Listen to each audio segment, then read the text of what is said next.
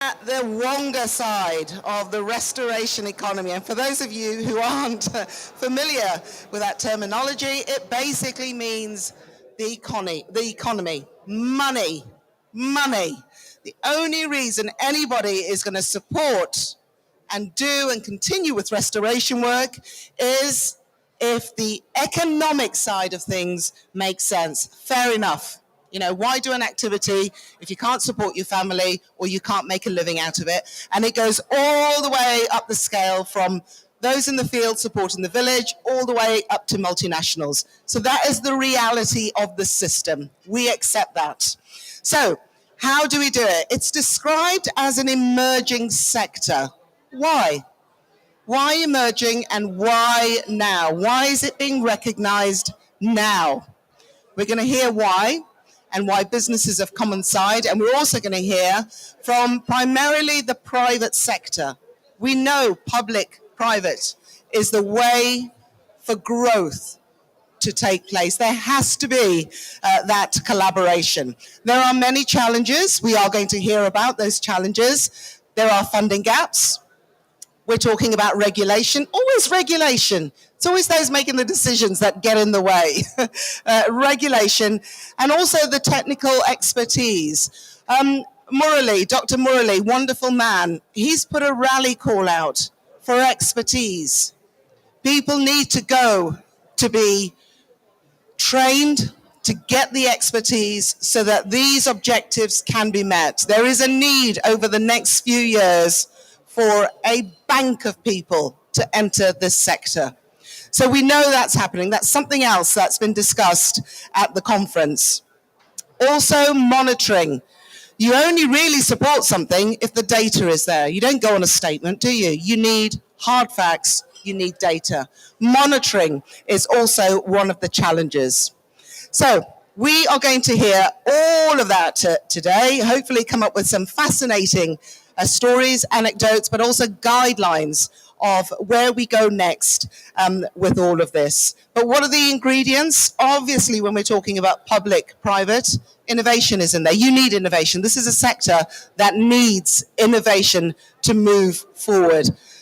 What are the implications for the business model? The traditional business model, or is it adapting? Month by month, conference after conference, you know, project after project. What are the implications for the business model? And also engagement. How do you engage to make sure that you take and you carry people along with you?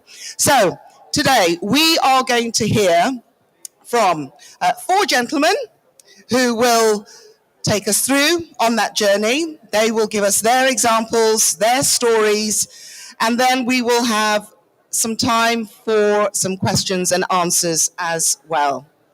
So our first guest to come up, I believe, is Wayne. Is that right? Yes.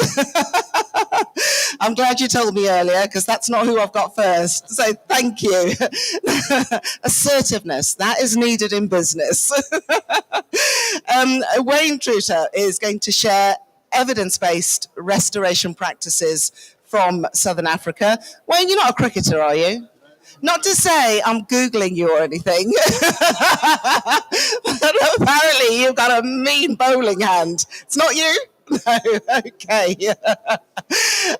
So restoration practices in Southern Africa. He's established a fascinating lab. I want to hear about this lab and the data also that you're collecting, and emphasizing the academic side, but also the private sector collaborations. Wayne, welcome to the stage.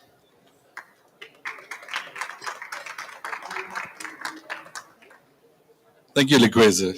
Good afternoon, everybody. Thank you for the opportunity to take you through 10 minutes of a journey of 25 years of involvement in sort of looking at the future coexistence of agriculture and mining. I'm an agriculturalist by training, but nevertheless, as an agriculturalist, I've seen a lot of value in applying some of the principles in restoration projects. And so I'm involved in many different programs at different universities. Currently, the Green Futures Hub at University of the Free State. I'm also the founding member of Land Revitalization Society of Southern Africa, which is a society which is completely different from a normal academic society, which has really created a platform for us to be able to engage closer with private sector, and not just having conferences where you've got a whole bunch of academics talking about technical expertise and data and everything, but trying and relate it back to the business model which makes these projects implementable and also bankable.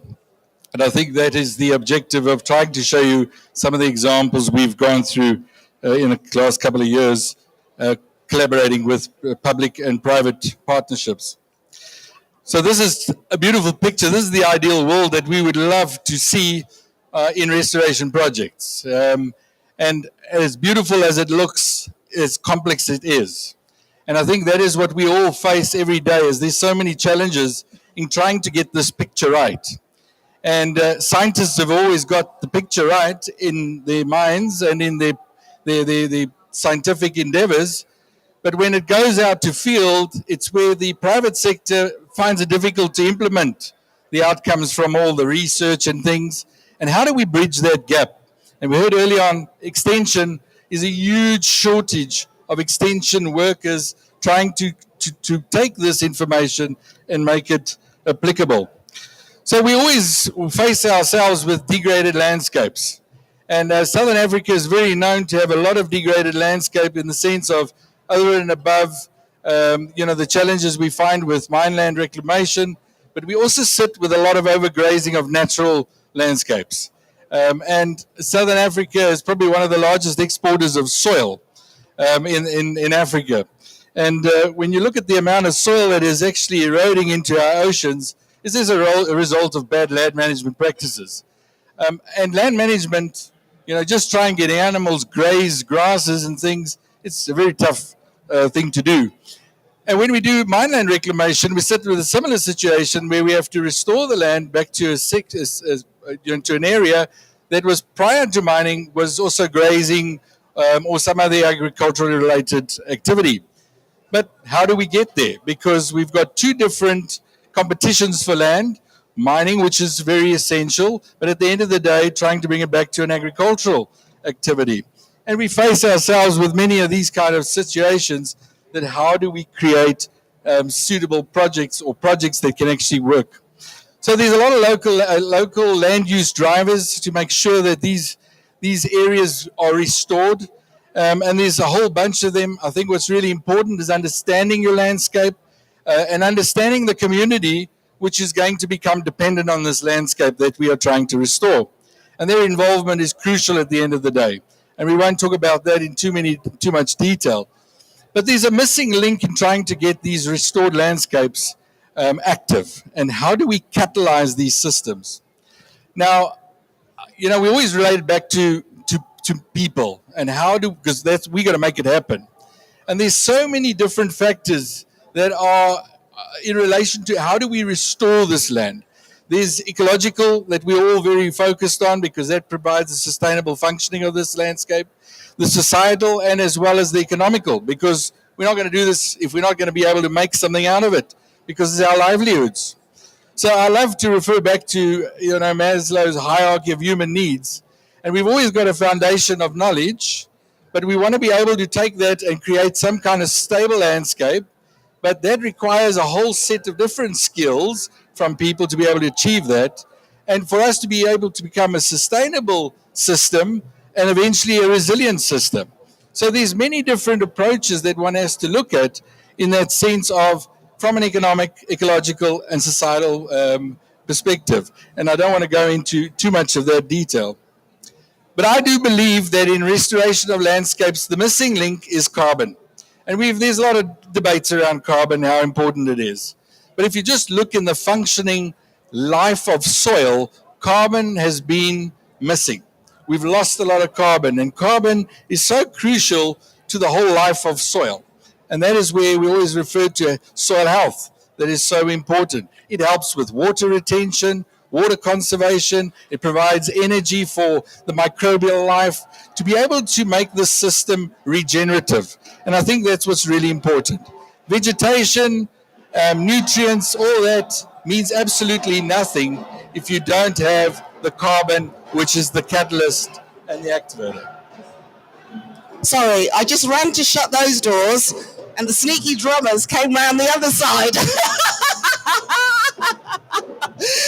You're amazing for battling on. You can tell you're a professor. Listen to me at the back. Do you know what? We're just going to wait a little bit. I think they're... Dennis, are they moving through? Yeah. Okay. Yeah. Just, yeah. Fine. I know you are. Go on then. Go on. It won't be long. I'm so sorry. Yeah, thank you.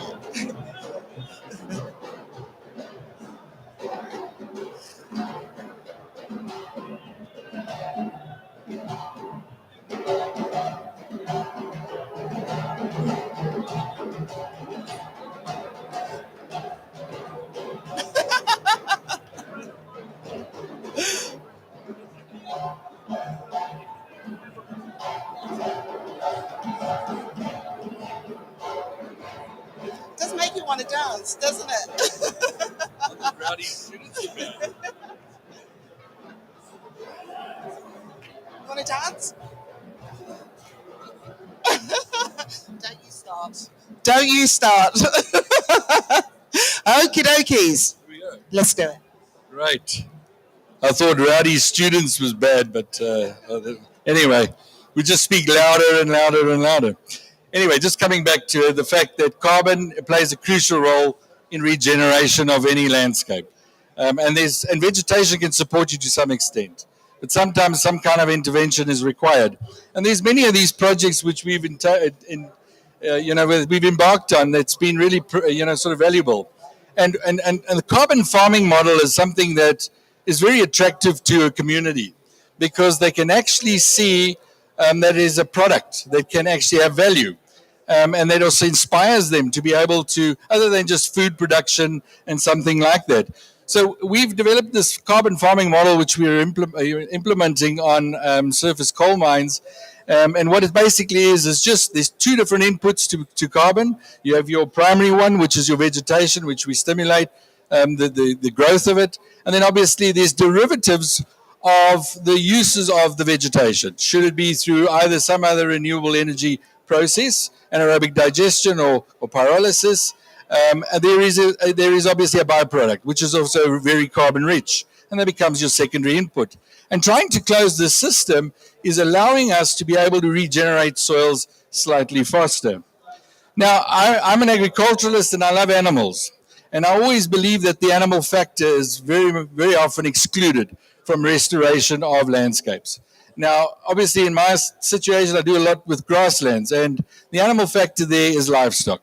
Livestock is crucial in this entire closed loop system. They provide microbes. They're one of the few animals that they have the ability to take herbaceous plant material, convert it into nutrients that is valuable to soil.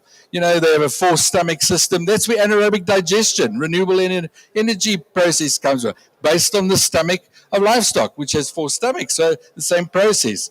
So I always believe that this continuum of soil, vegetation, the organics, which is the carbon fraction, which has been excluded for many years, is that closed link with the livestock. And a lot of the mineland reclamation projects we've done, we've excluded the livestock, and we haven't achieved successes. But bringing that back has been valuable. In just normal natural grazing circumstances, we have then overutilized the livestock component, and that's also created an imbalance. So I do always believe that that's important. So a lot of land management practices, a lot of projects that we look at from a regenerative agricultural perspective. Very often people are sensitive to try and think that they're going to grow food on reclaimed mines. But very often, food doesn't have to be the only thing we grow. We can grow biomass that can be converted into something that can go back to the soil, or it can be used to regenerate or to generate energy, renewable energy. So there's many of these practices, or it's fed to animals and another byproduct goes back into the system. So a lot of these kind of projects become really valuable. Another one particular project that I like to make reference to is alien invasive plant control. They were brought in for many reasons. And very often alien invasives are pioneer species. A lot of people don't like to hear this, but on very harsh environments, alien invasives have the ability to stabilize soil.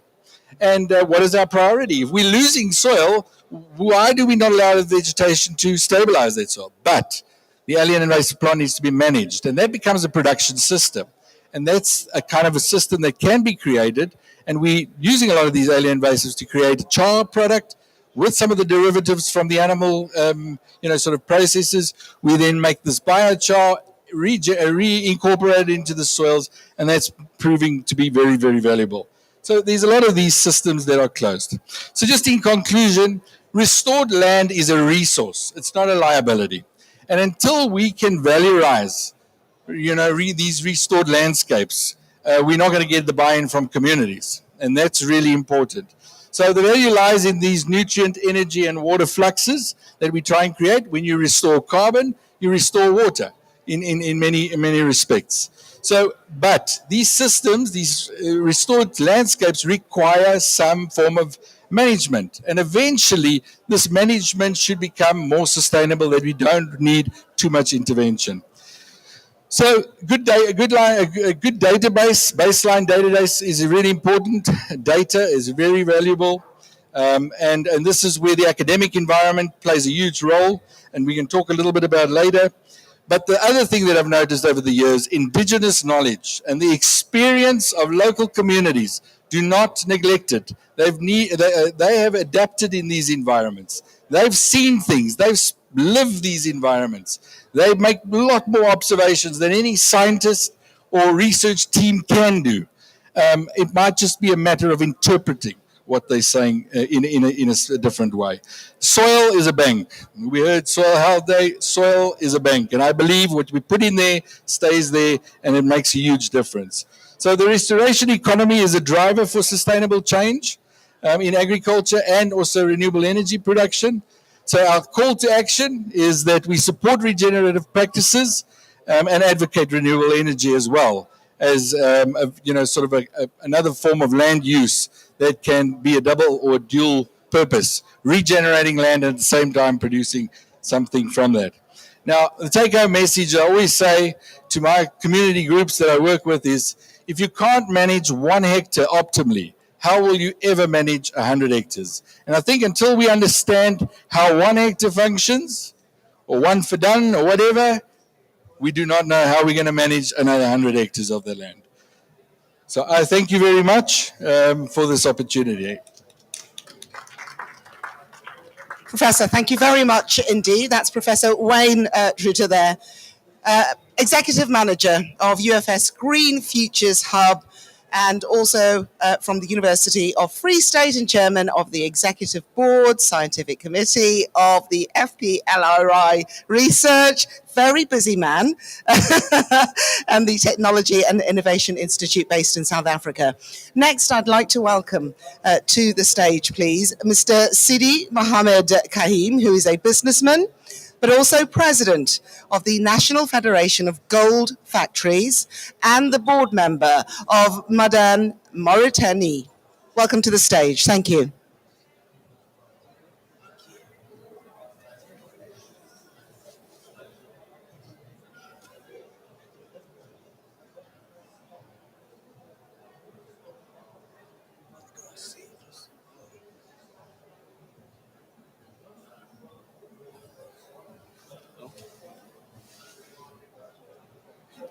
Well, good afternoon, everyone. My name is Sidi Mohammed Kaim, as you mentioned, and I'm from Mauritania. Mauritania, believe it or not, it's part of this planet. So we have our issues too, especially on land degradation. And some efforts have been made to reduce this impact. And I'm here today to talk about the artisanal mining, the restoration effort in post-artisanal mining in Mauritania. You see, gold or artisanal mining showed up all of a sudden in Mauritania in 2016. And you know, the country is over 1 million square foot of an area of more than 1 million kilometers square, I mean. And out of this million, 90% of our land either is arid or semi-arid areas. And the desertification is an essential there because of the drought, and also this mining operation that will take place in Mauritania is also adding salt to the fire. So 18% of Mauritanian land is affected by severe land degradation, as you know. And as you see in the picture, those holes are the pits left after the miners' operation in Mauritania. In this map, you see the country. It's located in West Africa. And you see we have 31 corridors representing over 36,000 kilometers square. These corridors are the corridors for artisanal miners, because Ma'aden Mauritania is the government agency in charge of this artisanal and semi-industrial, and they have these specific locations. So artisanal miners, they can't go anywhere and they dig. They have to go to these places. But guess what? This 36,000 kilometers square, to just put it in perspective, it's the Kuwait, Qatar, and Bahrain all together. So think about that. Some effort have been made by Ma'aden. And as you know, this restoration economy is a new thing. So, and the artisanal mining also operation in Mauritania is a new thing. But Ma'aden, Mauritania have made some effort. So 2,000 pit have been secured and backfilled out of this. And also we have a special phenomena in Mauritania. You know, Mauritania is mostly desert country. So there is land, the soil movement. So if you dig a pit today, you come back 1 week later, it's already filled. So that will make it easy for you guys to talk about this economy. So that's like a natural phenomena, but it's not all over.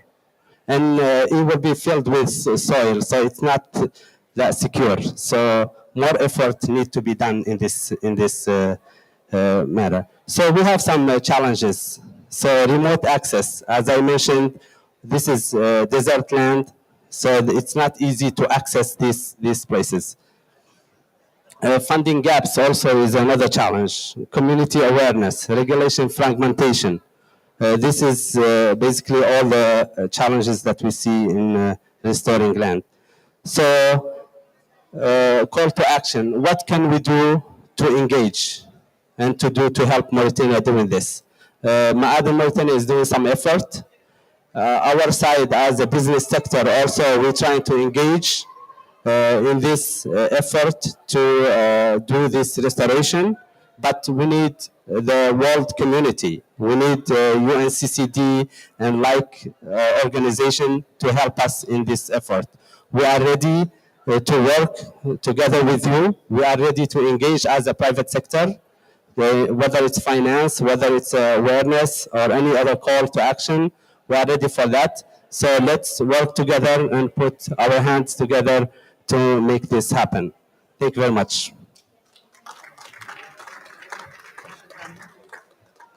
That was Mr. Sidi Mohammed Khan there. So next to take us through his experience and journey is Professor Dr. Alexei Alexinko, Professor of the Head of Resource Nexus Laboratory in Lusatia. I'm hoping I've said that correctly. And also the United Nations University Institute for Integrated Management of Material Fluxes and of Resources. And that is in Dresden in Germany. I feel very inadequate with all these jobs that all of you are doing. But Professor, welcome. Thank you.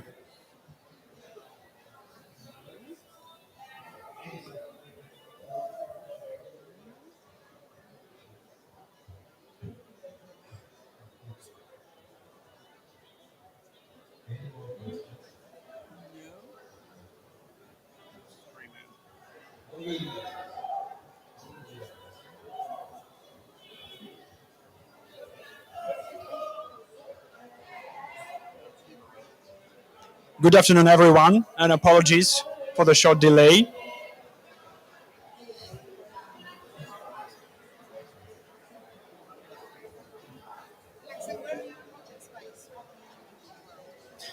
So, that region that caused some difficulties for you.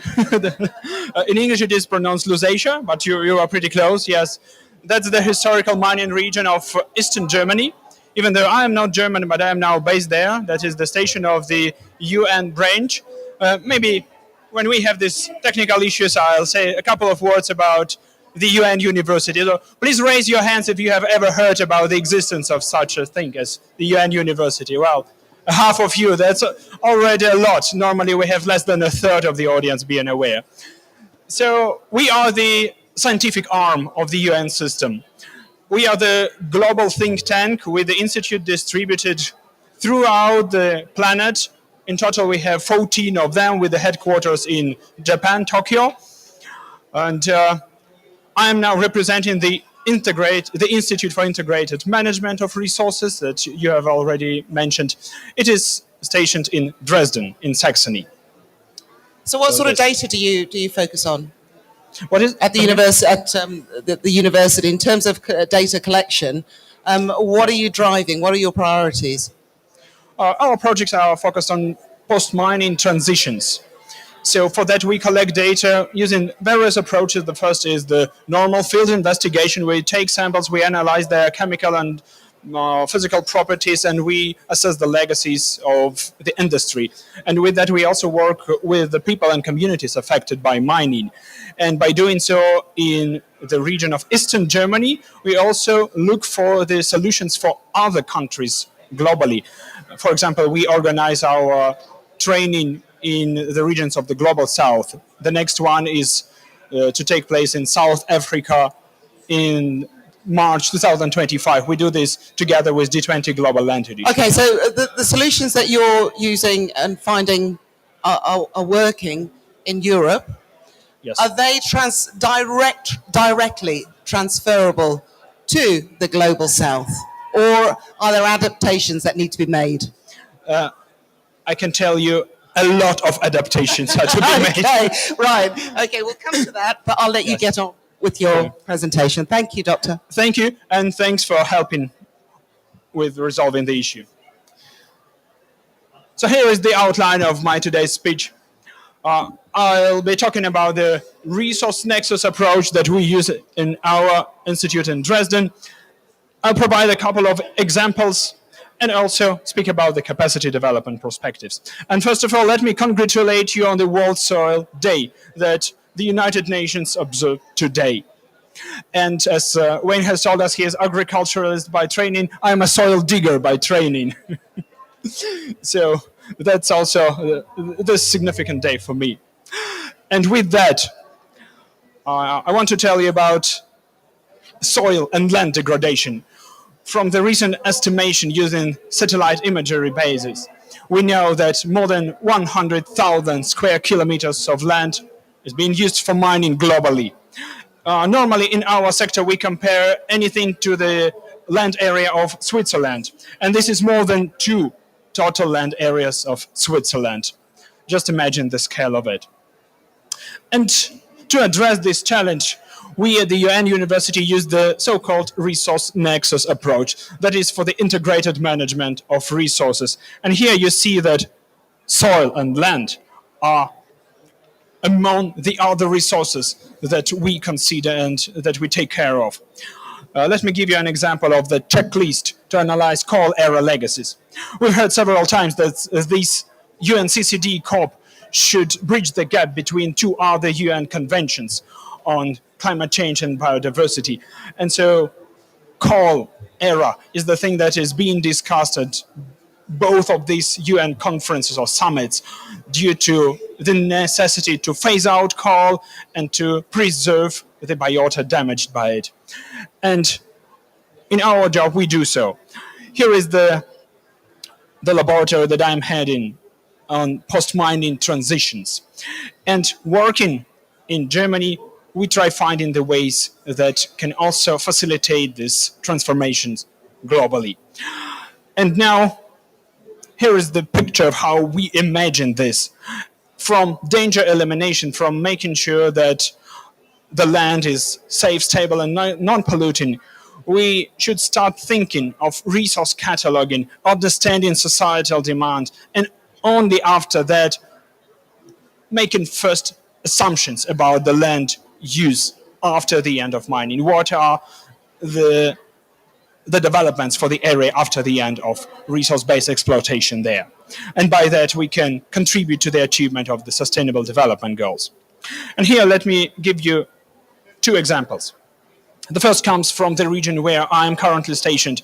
This is one of the largest coal mining regions of Europe, Lusatia. And here you see that coal mining is going on, but at the same time, we witness the energy transition and also many other events happening there.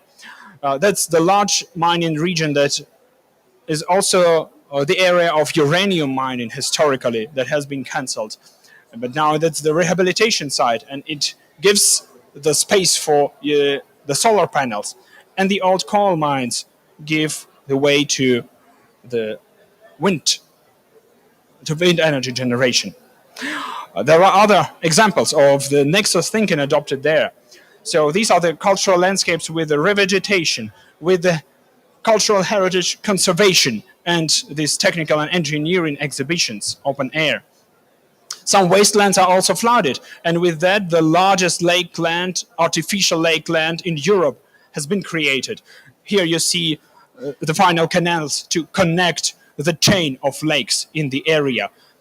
And it is also important for the agricultural resources. Here you see the production of grapes from these vineyards, and also the crops, similarly there in the east of Germany, in the former mining lands. But one should also remember that space is also a valuable resource. And these are the recreation sites of, for example, marinas. And here I can show you the picture of the UN Under-Secretary General, who is the rector of our university. Just a month ago, he visited these areas to explore the transformation of the region.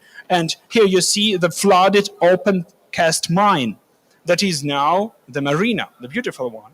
And as you see, Professor Marala was impressed by that. He took his own photos from that area. One may ask, what if we speak not about the large-scale areas, but also about the disturbances that happened in the already densely populated areas? And here is an example. I've been asked to show something from Eastern Europe, and this is from the Silesian mining region, Katowice in Poland. The old mining area has been transformed to give the host to Congress Center, where the climate COP took place in 2018. And it is also the Arts Museum. Using the underground space of the historic coal mine, now the expositions give the idea not only about the mining engineering legacy of the region, but also about the cultural heritage of the country. And it's also the home for arts exhibition, the permanent arts exhibition underground, right in the tunnels. And this is the example of the balance found between the ecological restoration needs and the socio-economic responsibility. And here you see the central image. You have already seen this on the photo from Lusatia, where the active coal mine is neighbored by the restored forests and the wind turbines. And that's the reality that we hope to see on many other places globally. Finally, a few words about the capacity development and our role as the UN University and the things that we can offer. First, we have the doctoral program for the researchers coming from the countries of the Global South. And they come and they stay in Germany for 3.5 years. They have time and funding to perform their studies, and we consider them to be the agents of change. And normally all of them return to their home countries after completing and defending their doctoral dissertations. And with that, we have several funding sources. They are listed here.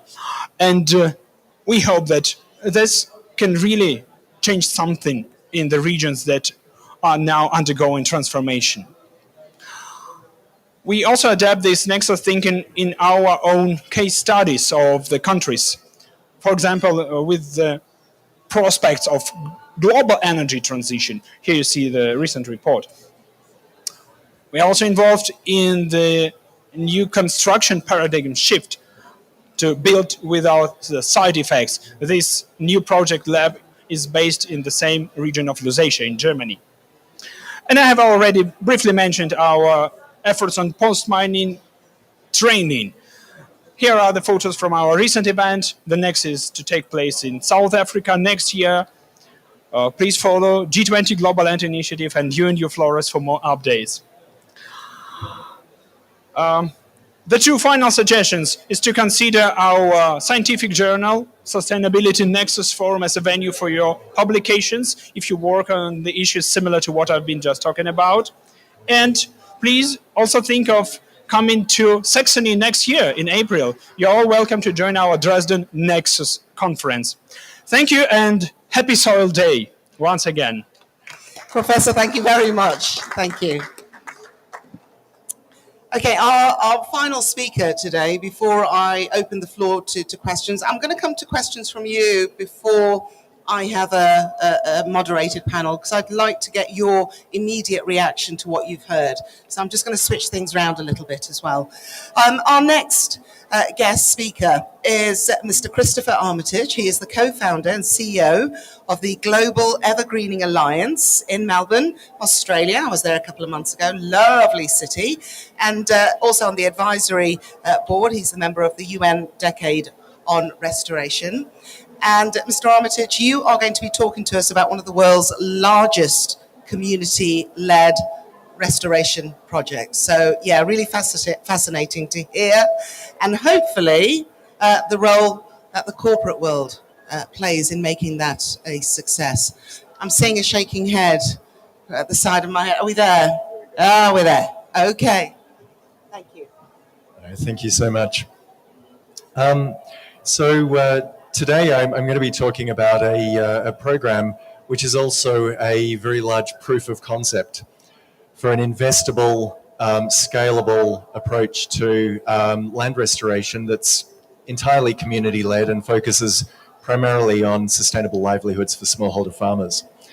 But before I do, I think for context it's probably worth explaining a little bit about who we are and how the program came about, because we work almost exclusively with large-scale private sector investment now to support our programs, and they're mainly carbon removals programs, but we are not designed to be a carbon removals program developer.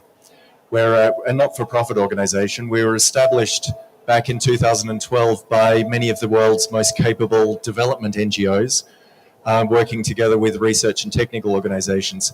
Household names like World Vision, Care International, Oxfam, Catholic Relief Services, the World Resources Institute, and the CGR centres, the World Agroforestry Centre.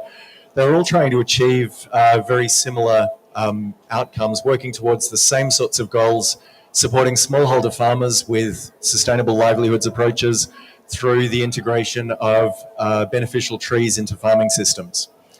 But they're all working in a very fragmented way, all competing for the same grant funding, working at very limited scales. They didn't have the opportunity to learn together or to innovate together, to learn from the failures of each other, because at the end of the day, they were competitors. And so they created the Alliance as a way to facilitate really massive scale program development in a truly collaborative way, in a way that would leverage the particular strengths and capacities and the existing programs of all of these different organizations. They do similar things, but they have very different approaches and they specialize in different areas. And ultimately, the goal was to be able to take a systems change approach to development, to work at sufficient scales to influence the systems that these programs operate within, and on long time horizons that can deliver real sustainable impact, transformative impact. So I wanted to actually tell you a little bit about the photos in this slide. They were life-changing for me when we first formed the the Alliance. This is a couple of photos taken of the same location in Tigray in Ethiopia. This is actually the epicenter of the 80s famines. And the reason this is so important is because when we think about integrating trees into agricultural systems, which of course is where the carbon removals come from, that's the investable part of the programs we develop, most people think that means land use change. That if you're developing a food crop, you can't establish trees in that crop because it would compete with the food production. It's entirely the opposite, particularly in subsistence farming communities. This tree that you'll see in the photo is one of the most common trees across the drylands of Africa. It's called Phytoherbia albida. You'll see in the top photo, this field is a failed field of millet. It's knee-high, sparsely growing. It's virtually useless. But the bottom photo shows what's happening in and around the tree under the canopy. And partly this is because this particular tree in Africa that is so common has what they call reverse phenology. It loses its leaves in the growing season. It develops a dappled canopy in the dry season when most food crops are struggling. It's a perfect symbiotic relationship between crops and a fantastic nitrogen-fixing tree. But to make way for European farming systems, many generations ago, these trees were all cut down because, of course, good European farming systems require monocropping and a clean, clear crop with no trees in it. But they coppice incredibly well, and in most fields across the drylands of Africa, there are still living root systems for these trees. They can be restored, regrown very, very rapidly. They're deep mining nutrients and water, and the survival rate for reintroducing them in agroforestry systems is almost 100%. So I just wanted to mention that because it's an integral part of, on the first hand, what makes these sorts of programs investable, and also what makes them so attractive and so useful for the smallholder farming communities that ultimately we support. Now, the sorts of systems that our programs support, we've developed quite a lot as an alliance over the years. It depends entirely on the interests of the communities we're working with and the context that they farm within. Our mission as an organization is to support them to grow more food, more productively, more reliably, and in a more resilient way to address the impacts of climate change. And it was always intended that we would do this with grant funding.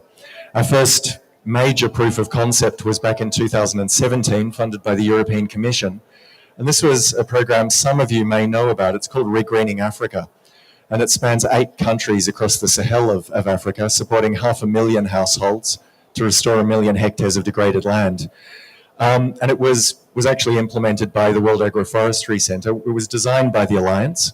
I actually stepped in to set the program up while we recruited a full-time program manager or program director in Kenya. But it was the first demonstration of how these massive scale collaborative programs, leveraging the capacities of so many organizations, could be efficient and impactful over long time horizons and support the communities to develop much, much more profitable farming systems. We've now got more than 104 member organizations, spanning all of the largest development NGOs, a lot of the largest environmental NGOs, technical and research organizations, and increasingly small grassroots organizations. And our job as an alliance, obviously, is to ensure that they all have equal exposure and support and can contribute to these collaborative efforts.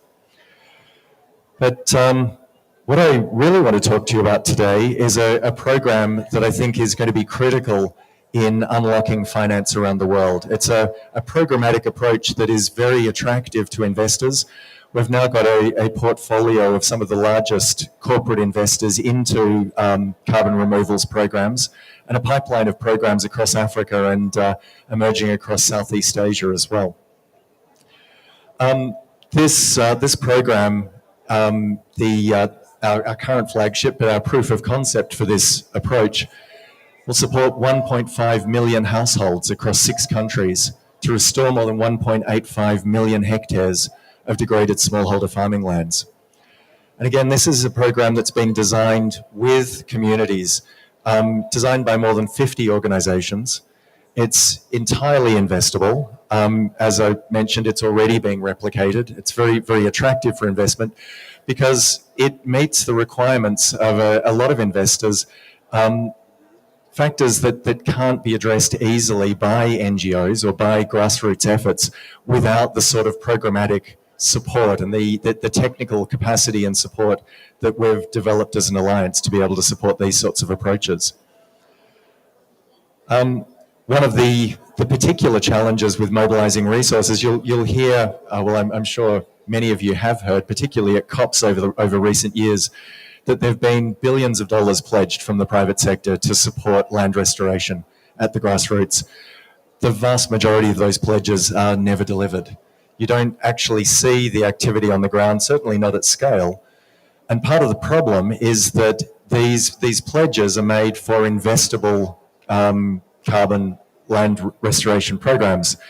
And then you equally hear from so many program developers, so many NGOs that have fantastic approaches. They provide brilliant support to communities on the ground, but they can't get access to the resources that they need to be able to support communities to develop more sustainable and resilient livelihoods. And the reason for that is a huge disconnect between the expectations of the private sector in what constitutes an investable program and what is assumed by the development sector about a good, effective development program being something that'll be attractive for investment. Unfortunately, it just isn't.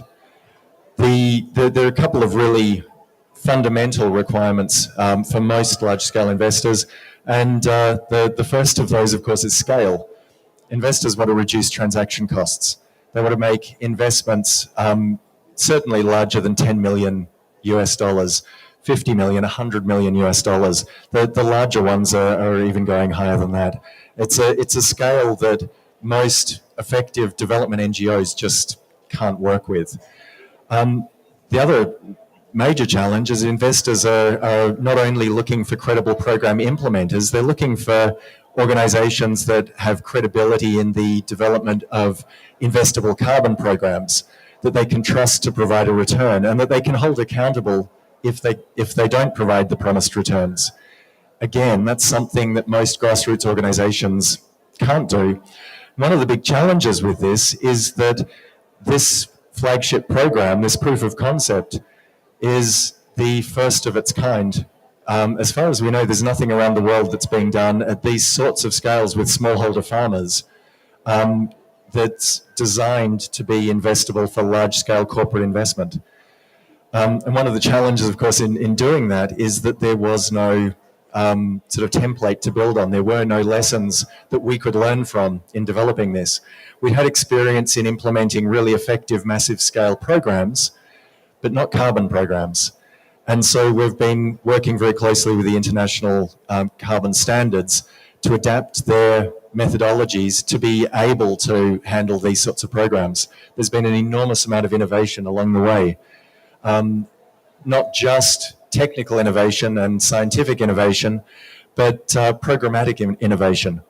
One of the things that we were really concerned about in the early stages, and this was seen as such a critical thing to be able to tap into global corporate resources to support these sorts of efforts. I mean, we've all heard about the urgency, the impending climate crisis, which is, as we know, not really impending at all. We're in the middle of a climate crisis that's only getting worse.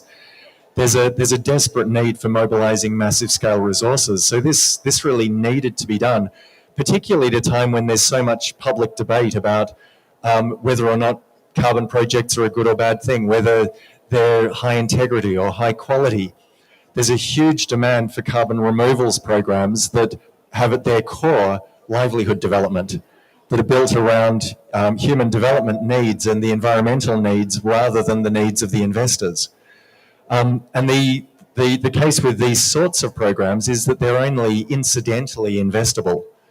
the programmatic methodology was built around the best possible approach to support farmers, first and foremost. And as I mentioned, that was always intended to be grant funded, but there simply isn't enough public funding to do what needs to be done. So this was always something that needed to be developed, to be pioneered. And over the last couple of years, we've found that there wasn't that technical capacity in existence. Obviously, we've worked with a number of different carbon technical consultants, but a lot of the approaches had to be built from scratch. So we've ended up building a lot of that technical capacity within the Secretariat of the Alliance, not just to be able to support our programs, but to be able to support these kind of programs around the world for our members, for our partners, for any organization that's wanting to build on or further develop this kind of programmatic approach, which I think is going to be so critical. It's actually a major paradigm shift in the way really effective development programs are financed. And of course, the necessity of a carbon project is that they have to be implemented over at least 30 to 40 years, which sounds like a real problem. It's actually a fantastic attribute of carbon projects, because it means that not only we have to work with communities over time horizons that allow us to ensure that the changes that are being made are transformative and positive and permanent, but it also allows us to capture really granular scientific data in relation to a lot of these practices over decades. That's never been possible before. So a lot of the data that we're building, that we're basing these approaches on, have been sort of mined from institutions around the world, but there are an enormous number of gaps because programs just aren't implemented over these sorts of time spans, and they haven't needed to capture the granular data that is necessary for a carbon project. So it's something that's imposed on the programs, but in many respects, it's something that I think is going to be enormously beneficial to the development community and to support the needs of smallholder farmers around the developing world in decades to come. One of the things that really worried us when we were going into this, particularly with all the technical complexity, was that communities would be fatigued, that the free, prior and informed consent, the enormous amount of transparency that's necessary in the documentation, the complexity of the technical approaches that the farmers that we're working with had to understand and be part of at every stage, that would be something that would fatigue the farmers, that they wouldn't want to be part of it. It's turned out that that's one of their favorite parts of the programmatic approach. They're actually happier being part of the design in a very, very detailed way that's required by the FPIC process of carbon programs than they were with the grant-funded programs that were supporting them to uptake exactly the same activities. So in every respect, I think we're finding very, very positive lessons coming out of this and building a range of different tools and frameworks that we hope can be used not just by the Alliance and our members, but by organizations around the world to be able to accelerate the sort of land restoration we need to see. So with that, I'd just like to say one of our central pillars of operation, of course, is collaboration. As an alliance, we've been established to support effective collaboration across our member organizations to support effective design and implementation of large-scale programs. But we want to support collaboration at all scales with all partners. This is a problem that can't be solved by one organization or even one alliance. And I think it's in all of our interests to ensure that we work effectively together as fast as we can to mobilize as much resources as we can to start seeing the change that's so desperately required. So thank you.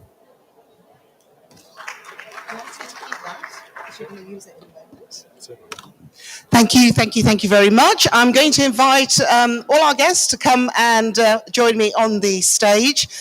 And the tree, Mr. Armitage, could you just remind me of the name, please?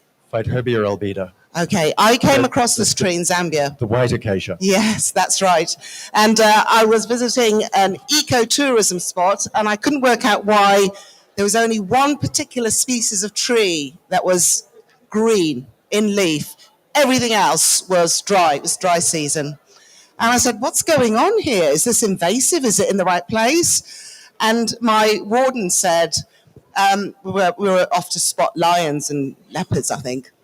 He said, if we didn't have this tree, we wouldn't have the flora, we wouldn't have the fauna, man's activities wouldn't be here.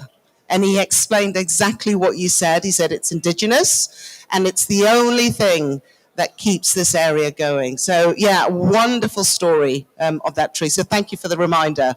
Could I please have reflections and my first question from the floor? The microphone will come round. Yes, please, arms in the air, hands in the air, questions? No? Okay, I can shoot, brilliant. Okay, let's do this.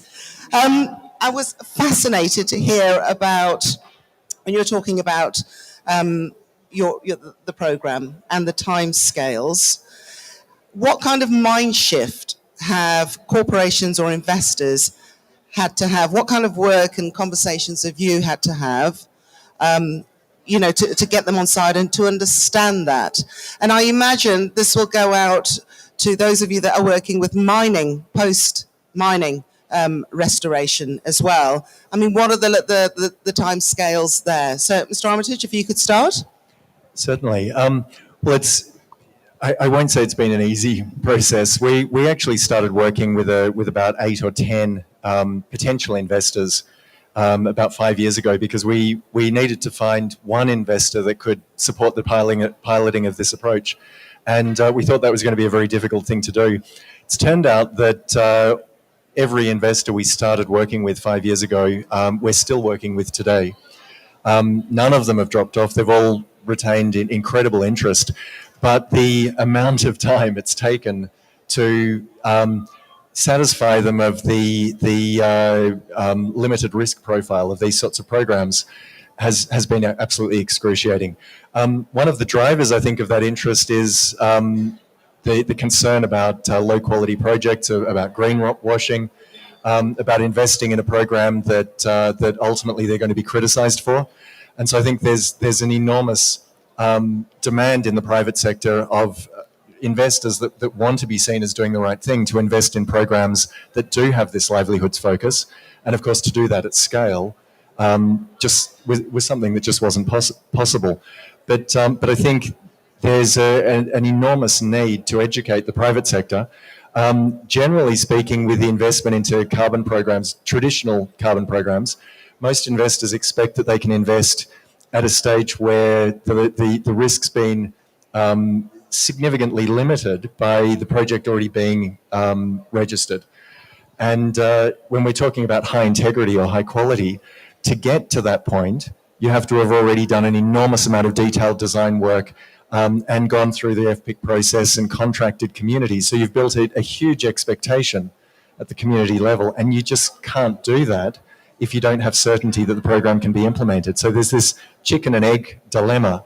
And I think this is one of the characteristics of a community-focused program, rather than what would normally be expected by the private sector. A very diversified portfolio, I think, that would take on a 30-year term investment. Gentlemen, could you add to that?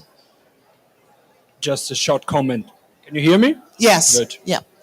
So I think that we all need the mind shift, specifically in the mining industry, in the thing that can be called the electoral cycle thinking. As in many regions worldwide, starting from the US and to the small nations, the smallest even, the mining companies take care of land restoration with their planning horizon limited by the next elections. And they might expect that the regulation practices and the control measures and other things are to be changed. And with that, the restoration can be oftentimes less effective due just to the time constraints imposed by that limit of 4, 5, 6 years. Okay. I think a comment that I also like to make is, I think, from the mining perspective, is the mind shift that they need to make, that restored land as an asset and not a liability on their books is really important. And I think where we find that kind of mind shift exists. The sort of investment into restoring that landscape for future use is so much easier. Yeah, and I would like also to add one comment about the involvement of the private sector. You know, with this land restoration, as you know, it's land restoration economy is a new topic, and us in the private sector, with the COPs, especially the first COP that took place, we did not feel that we are concerned by this, because it's usually government to government, NGOs to government. So the private sector does not feel that they are concerned by this. But lately, with the call for private sector to be engaged and to participate in this dialogue and these conferences, we feel that there is a lot that the private sector can add to the mix, because having a responsible mining operation can be very beneficial for the mining, for the company, and for the government.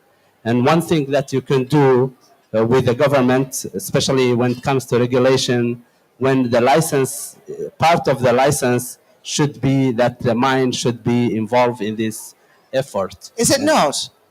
Sometimes there is a lot of regulation and fragmentation. Some companies, some countries, they do, but it's not enforced. So the company, they need to understand when they first, before they put the first shovel, they need to understand that they are responsible to refill this pit. So just before we move away from mining, do you think that, or is it happening already? I mean, this is about coming in after the damage has been done, essentially. Is there anything in terms of mechanisms where mitigation is now also being carried out in tandem when it comes to protections for the land? Is any of that happening, or do the companies just come in, mine, leave, and then you come in and, you know, repair the damage? I mean, what is going on in that field? Because, long term, you can't keep doing that, can you? I mean, when we're talking about resilience, just tell me a little bit more. Is that happening? Is there mitigation, or is it all restoration?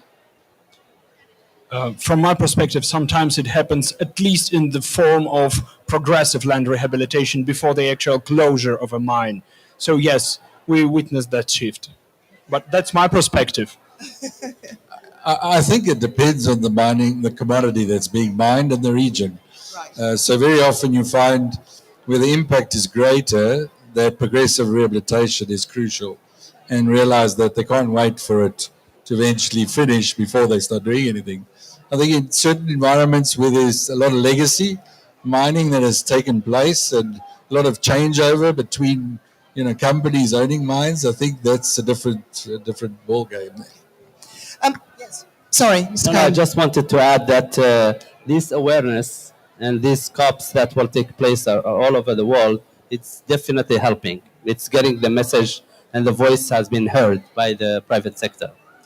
Okay, so I'm getting the sense. Anybody want to comment in here before I carry on? Absolutely. Can we get a microphone to the gentleman on the end, please, with the green shirt? And obviously, if you'd like to jump in whilst we're having the conversation, just put your hand up so I know to come to you before we move on. Yes, please. Thank you. Thank you. I was just wondering, is there some sort of model legislation? Because a lot of these mining companies on their own volition may not want to do any restoration at all. But whether we have some sort of model legislation that would make them do the restoration, that would have been thought through as to how to involve surrounding communities and sort of like do a process map that would serve the restoration economy. Are you talking about regulation? Yes. Okay. See, I would like to pick up on this. You see, the way we should do this is not making or forcing companies or private sector to do this. We need to have them engage and feel responsible. So they will naturally do this, because this land degradation, we live in the same planet. So as you raise awareness, private sector will understand. And once they understand, they will do it naturally. but also regulation should be enforced, like you mentioned. Well, I'm wondering if that's idealistic but impractical. I mean, I'm imagining with the Trump administration revitalizing fracking. Do you see that they, of their own volition, would want to restore after? I'm just wondering. And I see a lot of engagement of the private sector. Definitely, I see it. And maybe just to add, I think there's a lot of social pressure on mining, companies. So I think it's just in their best interest, and like you've said, there's a lot of engagement and awareness. Chris, I'm going to come to you, and you had a slide up there with all the organizations at various levels. I mean, astounding. 104, was it? 104. Okay. How do you go about ensuring you have effective, we've heard it from everyone here, engagement. How on earth do you get it right? Community engagement.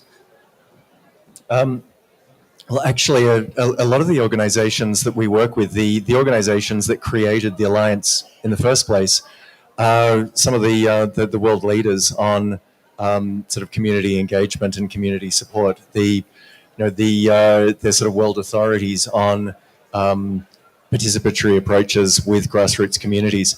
But equally, we're working with small grassroots organizations that exist within communities. So I think the engagement with communities is part of the DNA of most of the organizations that participate in collaborative design. But we as an organization are effectively a secretariat.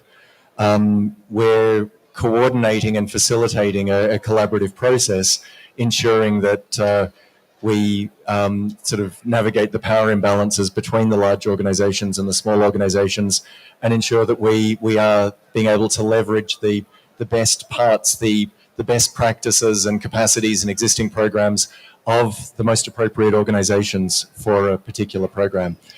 Okay, thank you. Alexa, I'm going to come to you. You hinted at it and you scoffed. You went, talking about transferable practices. Okay, so from Europe to the global south, just tell me, just take me through some of the challenges. Why did you seem so heavy when I put that question to you? What don't we know? Well, I guess you do know. Let me just emphasize that. We may consider the example of the recently adopted EU nature restoration law. So with that, since August this year, the member countries of the European Union have 2 years to develop their national plans on how to start their restoration efforts. And for example, this planning is something that cannot be simply adopted in the regions of the global south. Even here in Saudi Arabia, yesterday, Mr. Ibrahim Tao told us in one of the sessions here that he came to Saudi Arabia 3 months ago and he saw nothing here. And he was even going to postpone the COP. But then in just 3 months, everything has been done. And we are now here enjoying this conference. And I think that given the time frame of 2 years is a no-go when we work in the global south. The decisions are to be made fast and the actions are to be taken. The next example is on the needs of the society. Maybe in Europe, it is simply the desire to restore a biome and to recreate the ecosystem. When we speak about the densely populated areas, the societal needs may be different.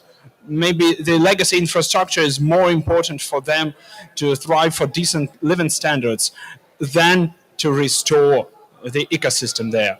So the approach that is now practiced in Europe is not simply replicable.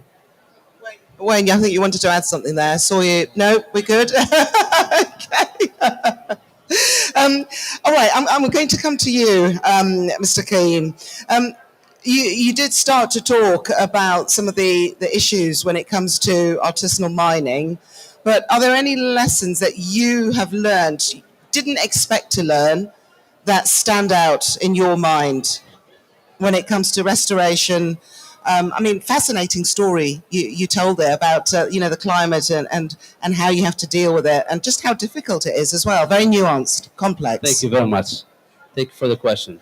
You see, just like Mr. Ibrahim Thau mentioned that when he came to Saudi Arabia 3 months ago, was about to cancel because he doesn't think that it's ready. I myself, in the private sector, we thought that these COPs are a bunch of academia talking about this. They've been talking nonstop for things like more theory than practical. I'm walking away from this COP because it's the first time participating in a COP. I'm walking away with a clear vision about what's going on.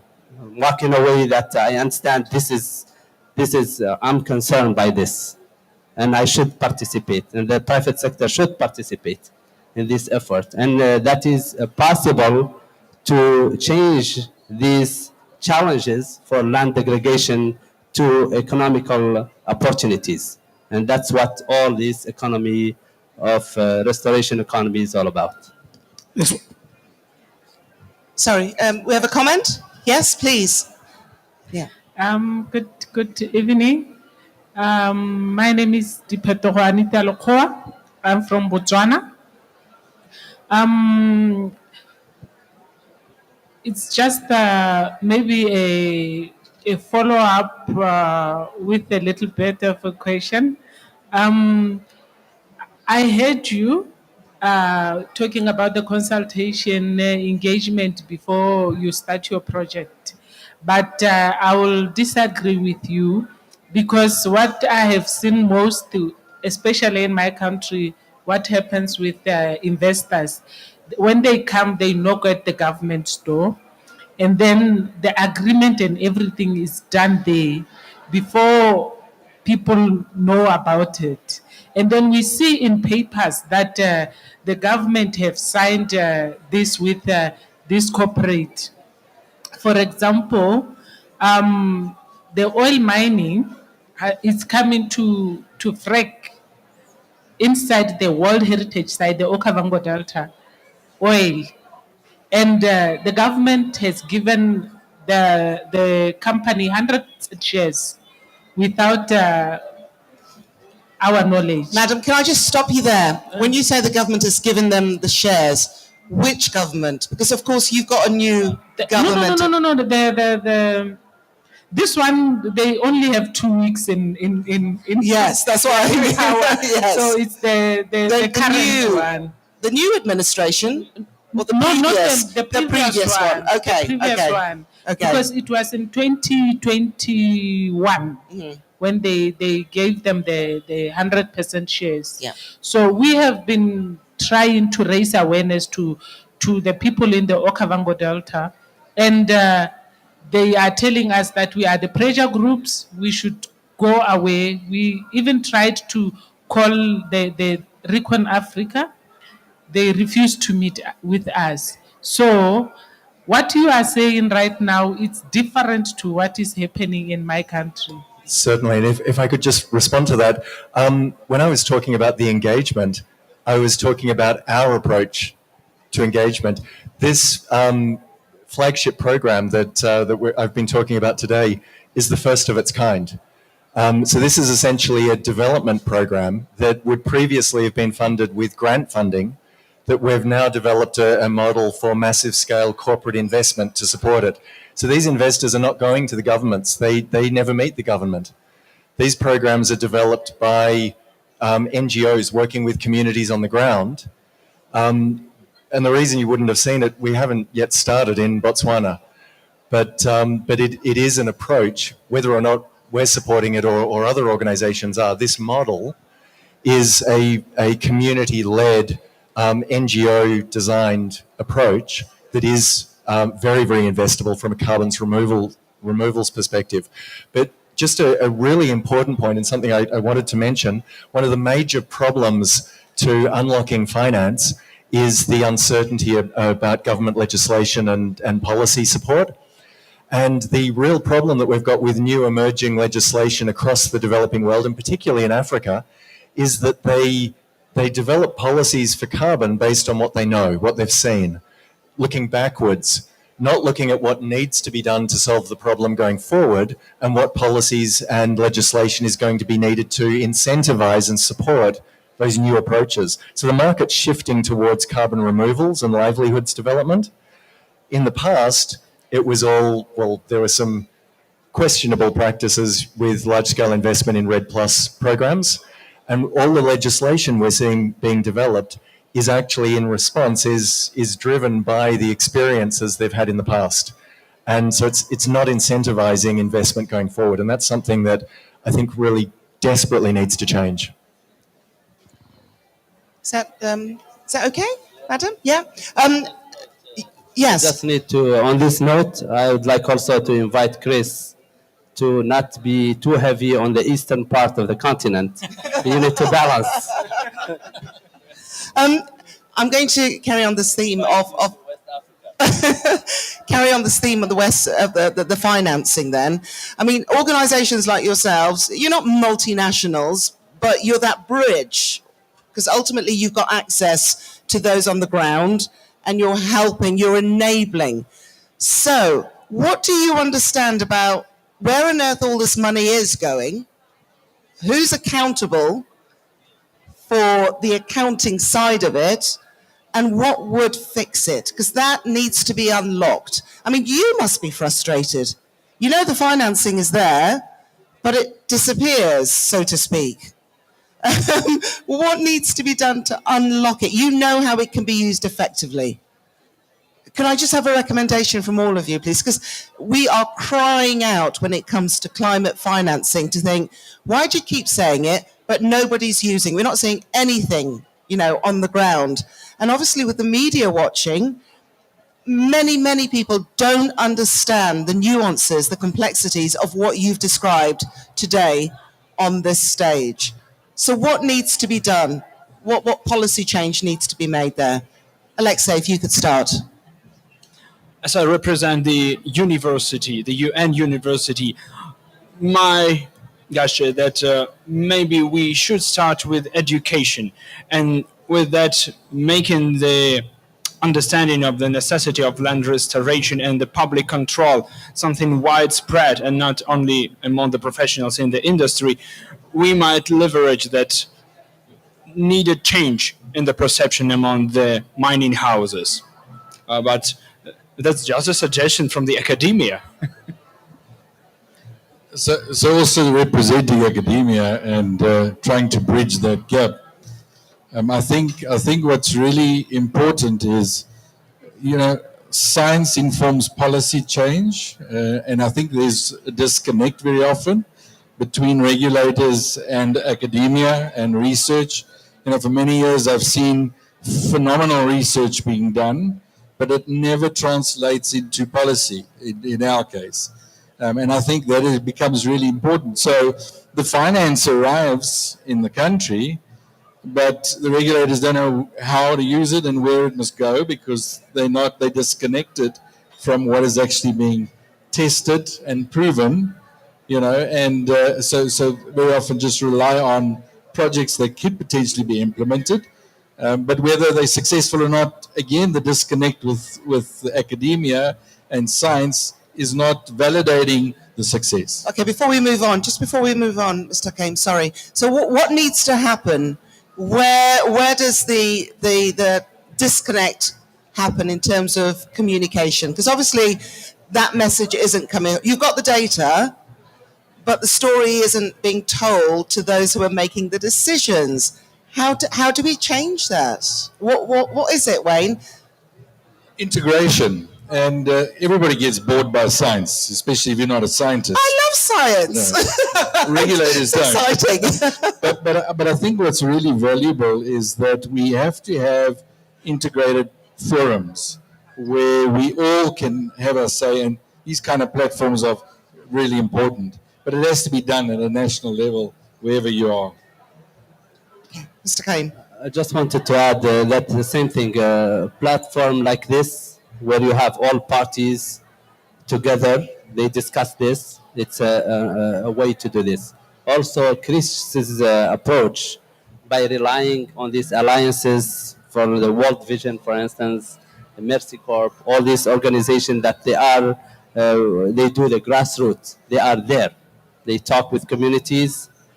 I think it's another venue to send the right message, so you can get access to finance and get engaged. Community like you and other communities in the continent and in the world also can benefit from this. Chris, anything you want to add? Yeah, well, firstly, I think a lot of the money actually isn't being deployed. We're hearing an enormous amount of noise about pledges being made, but the private sector generally won't put money into governments because they want to make investments where they can not only rely on a return, but hold the counterparty responsible if they don't get a return. And it's very hard for a corporate to do that with a government. So generally, they're wanting to work with either the private sector or if they can trust NGOs to have the technical and professional approaches to guarantee returns and to be able to deliver reliably. But at the end of the day, one of the major impediments is an appropriate legislative and policy framework. And there is an enormous need for education to look at the models, the systems that can deliver the change that we need, that can get the funding pledges to deliver real results on the ground and to be able to provide those necessary returns and deliver the positive impact and change we need to see, for governments to understand how they can incentivize these investments to be made, and the investors to understand what the opportunities are for them to be able to influence those processes. So there's a lot of education and awareness creation needed. I think we do have the models that work. They're just not well understood, and they don't inform a lot of the policies currently under development. Okay. At that point, we're going to end. Thank you very much to my panel. It's been fascinating. I had so many. Are you going to say something, Alexa? No, you just want to run away. Okay. Okay. Thank you very much, gentlemen. It's been a fascinating conversation, and I'll be watching very closely in all the work you're doing. Thank you. Thanks so much. Thanks, Alex. Okay. I wonder if we could just have a quick family photo.